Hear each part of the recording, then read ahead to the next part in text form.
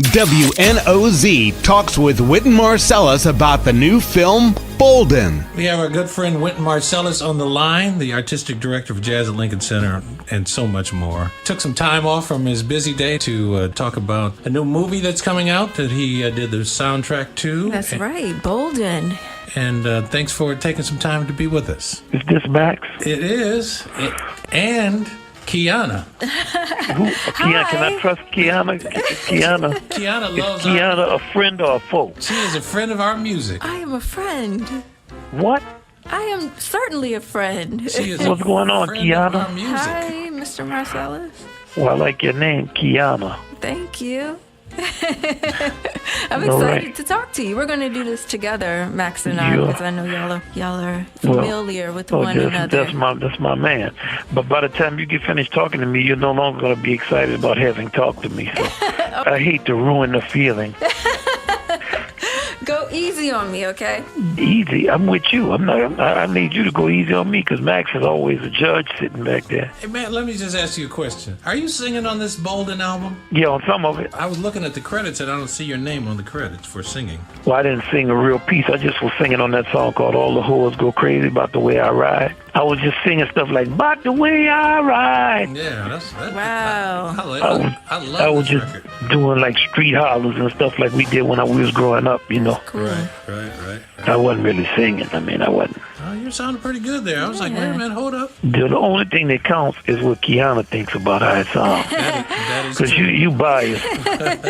No, I thought it sounded amazing. I can't wait for it. I can't wait for the movie. Well, it's not for children. Oh, I can tell. I can already tell. Let me make that clear about it. It is not for children. Coming out May 3rd? Yes, ma'am. Tell us about it. It's about the father of jazz, Buddy Bolden. Yes, the inventor of jazz. Tracks his developing his music in New Orleans. It talks about his rival. It deals with kind of social movements in the United States of America after the Depression period, before the Robert Charles riots, when the Creoles and the Afro-Americans were forced together in kind of a similar cast.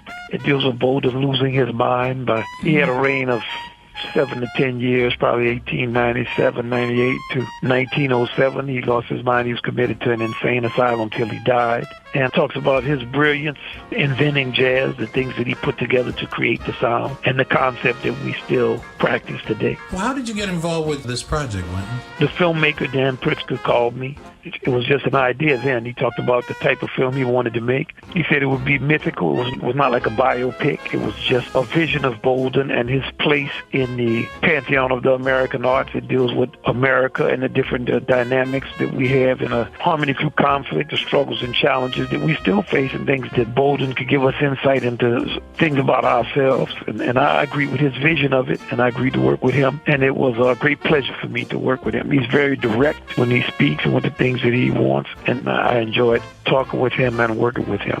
I assume that approach to the film, a mythical approach, is because not a whole lot is known about Buddy Bolden, right? We know things about him. We don't have recordings of him, but there was a great book that came out on him by a guy named Donald Marquis called In Search of Buddy Bolden, the First Man of Jazz. And he came up with some factual information. One thing we have to understand about recordings is recordings allow you to hear how someone sounded. It does not help you imitate them. Because we had recordings of King Oliver's Creole jazz band playing in 1923. I'm telling you, no one can sound like that. Mm-hmm. You could sit down with a group of musicians with the transcription of every note they played, and just the feeling and the type of accent they played with is almost impossible to learn. Well, being from the Crescent City, I know this music means a lot to you, so tell us a little bit about the music that's on the soundtrack. Some of the songs, kind of take us through it. It's a combination of songs that Bolden played and songs that Louis Armstrong played. The movie starts with imagining that Buddy Bolden is in the insane asylum and can hear Louis Armstrong on a radio show. That Bolden is in an insane asylum in the early 1930s, and he hears pop. So it cuts back and forth. And there's some surreal elements of the movie. It's kind of relationship between Bolden and Armstrong. The music is an amalgam of the things that Buddy Bolden played. He put together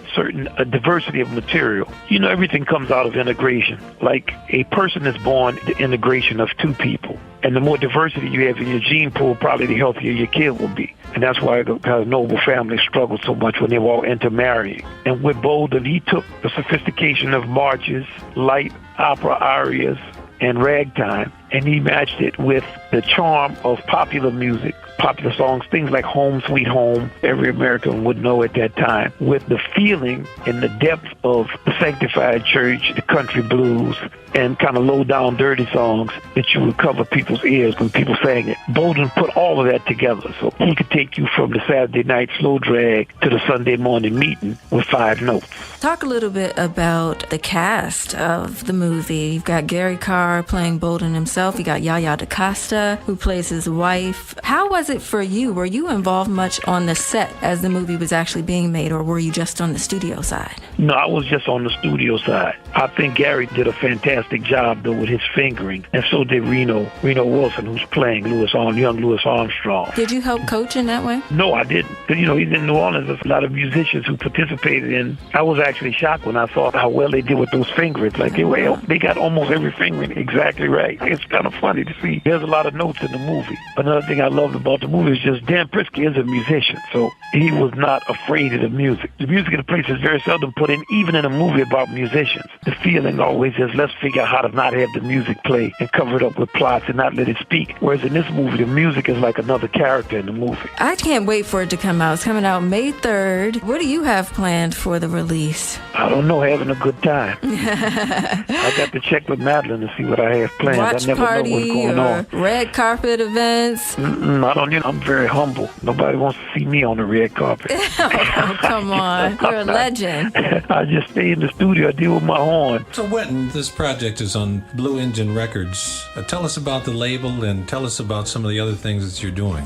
It's our Jazz at Lincoln Center label. It's a non-profit label. It's not really a record company like a traditional record company. And we are making material available. Up to this point, we have been selling CDs and using more of a traditional model. What we're going to do now is fulfill our function as a non-profit and start to make a lot of our music available. We have so many recordings in the can. We have a whole archive of music that we've been waiting for the right time to release. And we're going to release this music. And what we really want to do is just have our community come around it and support these releases coming out. And with non-profit companies, we exist because we are for social profit. And all those citizens who feel that our work is worthy support us and contribute and donate. And with those donations and their contribution and their participation, because it's not always just money, we enabled to penetrate the culture even more and create even more positive change. So in the next 5 years, we're going to be releasing 100 albums.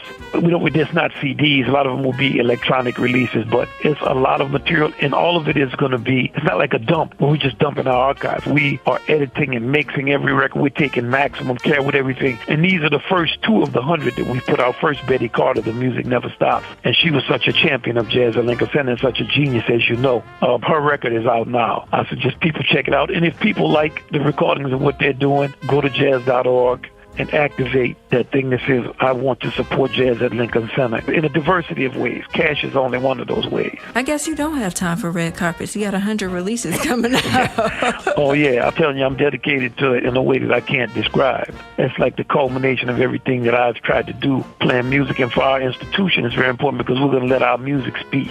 And it's going to be clear the range and diversity of the creativity and the quality of it that we put out here in this time. Absolutely. Man, I appreciate you taking the time to speak with us. For those who are listening, be sure to go to jazz.org and get more information about these wonderful records, about what's happening with Jazz at Lincoln Center, Wynton Marsalis, and what's happening at the House of Swing, and what's happening in the swing seat. Oh, talk about it. Thank you so much. Thank y'all. Thank you. New Orleans Smooth Jazz, WNOZ 95.3.